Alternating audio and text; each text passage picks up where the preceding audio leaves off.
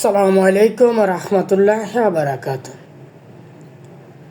কেমন আছেন আমার প্রাণপ্রিয় দেশপ্রেমিক মা বোন ভাই বন্ধুরা? আশা করি সবাই ভালো আছেন। সকলের দোয়া আলহামদুলিল্লাহ আমরা ভালো আছি। তো আমি বাংলাদেশে প্রশাসনের দৃষ্টি আকর্ষণ করব তাদের জন্য একটা মেসেজ আমার কাছে। সেই মেসেজটা নিয়ে আমি এসেছি ভিডিও করতে। মেসেজটা হলো, বাংলাদেশে বর্তমানে প্রশাসনের ভিতরে মুখোশ পরা অস্ত্রধারী কারা, তাদেরকে যেন বাংলাদেশ সরকার বিশেষ বাহিনী দিয়ে যেন তাদেরকে খুঁজে বের করে অ্যারেস্ট করা হয়। বাংলাদেশের প্রশাসনের মুখোশ পরা থাকবে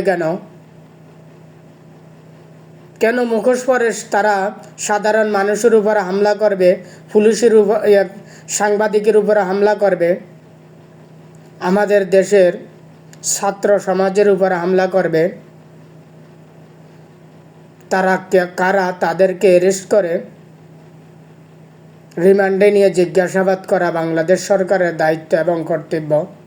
আমি সরকারের দৃষ্টি আকর্ষণ করছি, বর্তমানে বাংলাদেশে প্রশাসনের ভিতরে আওয়ামী লীগের স্বৈরাচার আমলে এরকম তাদের মুখোশ বাহিনী ছিল।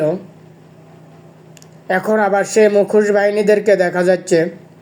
তাই সরকারের কাছে আবেদন, সে মুখোশ বাহিনীদেরকে অ্যারেস্ট করে আইনের সুপর্দ করা এবং তাদেরকে রিমান্ডে নিয়ে জিজ্ঞাসাবাদ করা।